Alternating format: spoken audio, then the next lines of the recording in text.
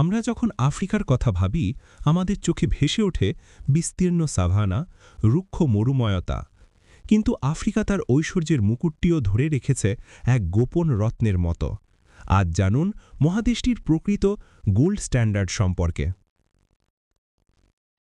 ভুলে যান সেই সমস্ত বড় দেশগুলিকে যারা শুধু নিজেদের অর্থনীতির আকার নিয়ে গর্ব করে। আসল ঐশ্বর্য লুকিয়ে থাকে মাথাপিছু জিডিপিতে, অর্থাৎ একজন সাধারণ নাগরিকের হাতে থাকা প্রকৃত সম্পদে। এবং সেই বিচারেই আফ্রিকার সবচেয়ে ধনী দেশটির নাম সেশেলস। প্রায় ১০ লক্ষ মানুষের বাস এই অপূর্ব দ্বীপপুঞ্জে। এদের মাথাপিছু আয় প্রায় ১৭,০০০ মার্কিন ডলারেরও বেশি, যেখানে আফ্রিকার অধিকাংশ দেশের গড় আয় $২,০০০ আশেপাশে।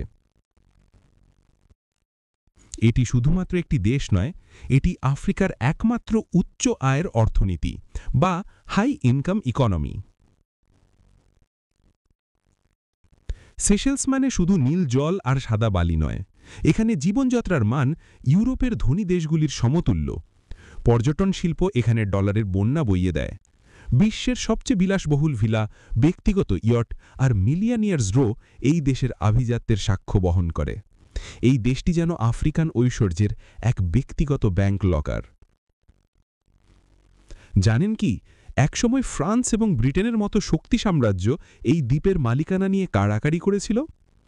আজও এই দেশটির আভিজাত্য সেই ঔপনিবেশিক প্রভাব এবং ফরাসি ক্রিয়ল সংস্কৃতির এক চমৎকার মিশ্রণে উজ্জ্বল।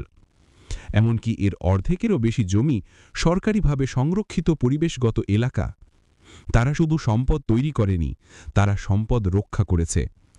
এই কারণেই সেশেলস হল সেই বিরলতম স্থান যেখানে প্রকৃতি এবং আভিজাত্য হাতে হাত রেখে চলে।